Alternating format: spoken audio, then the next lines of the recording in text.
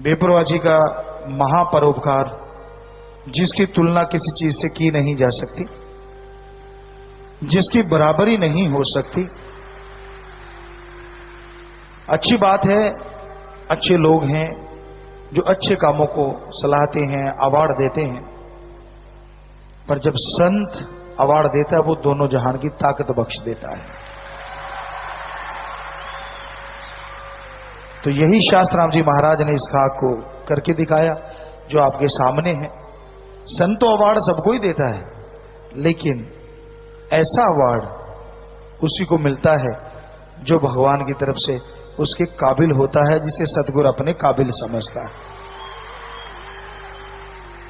वैसे संत पीर फकीर जो भी अवार्ड, जो भी निशानी कोई देते हैं, उसके पीछे खुशियां होती हैं, उसके पीछे कर्मों का बहुत सारा बन जाना, अच्छे कर्मों का और बुरे कर्मों का खत्म हो जाना छिपा होता है।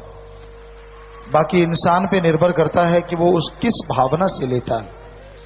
कई लोगों को हमने ये करते देखा, यार तुझे कप मिले मुझे गिलास मिले, तुझे टावल मिला मुझे रजाई मिली, तो वो टावल रजाई भी हो जाता है, सिर्फ उसमें कोई खुशी नहीं रहती। खुशी उसी में होती है जो भी मिल गया, उसका सत्कार, उसकी इज्जत, उसकी श्रद्धा जितनी कोई करता है, वो राम, वो अल्लाह, वो वाहिगुरु, वो ईश्वर उतनी ही खुशियां उसे बख्श देता है। क्योंकि फकीर जब कोई निशानी देते हैं तो उस मालिक के चरणों में लिब लगा के प्रार्थना करके देते हैं कि मालिक जैसी इसकी श्रद्धा हो उससे कई गुना ज्यादा खुशियां देना। अब वो उस पर निर्भर है कि इंसान कैसी श्रद्धा रखता है। संत जो देते हैं खुशी उसी की होती है। कई बार होता है कि लोग अपनी मन मर्जी से कई चीजें कर लेते हैं, उसकी खुशी नहीं होती, क्योंकि वो तो मन मर्जी है। और जब पीर फकीर कोई चीज बख्श दें तो उसका मुकाबला कभी कोई कर ही नहीं सकता। पर बात श्रद्धा की है, बात दृढ़ यकीन की है।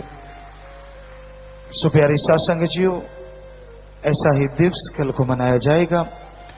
वो खुशियां, वो परमानंद, वो लज्जतें जो सतगुरु मौला ने नाम के द्वारा बख्शी हैं, दयामय रहमत के द्वारा बख्शी हैं, वो हासिल कर सकते हो अगर आप सेवा करते हो, अगर आप सुमरन करते हो, तभी वो खुशियां आपको हासिल हो सकती हैं।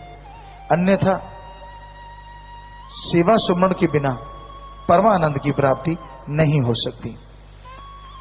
तो सेवा और सुमरन आप लगातार करते रहिए, चलते बैठ के, काम धंधा करते, लेट के, लगातार सुमरण किया करो, सेवा किया करो, उसी से तमाम खुशियां मिलती हैं। जब तक इंसान सेवा नहीं करता, सुमरन नहीं करता, खुशियां उससे दूर रहती हैं। तो वो खुशियां जिसके लिए दुनिया के लोग जंगलों में, पहाड़ों में, उजाड़ों में घूमते रहते हैं, शास्त्र नाम शाह मस्तान जी दाता ने ऐसी खुशियां घर बैठों बैठों को बख्श दी हैं। कितना बढ़िया काम है। आप अपने परिवार में रहिए, बच्चों में रहिए, घर में रहिए, पर साथ में सेवा और सुमरण करते रहिए, तो खुशियों की कोई कमी नहीं आती। पर ये हमेशा ख्याल रखिए, चतर चालाकी जब रूहानियत में लोग करने लगते हैं, जो मालिक के नजदीक होते हैं, जो लगता दिखने में के नजदीक हैं, या जिन्होंने कभी ना कभी बहुत सेवा की होती है, मालिक उसे एक वार्निंग देता है।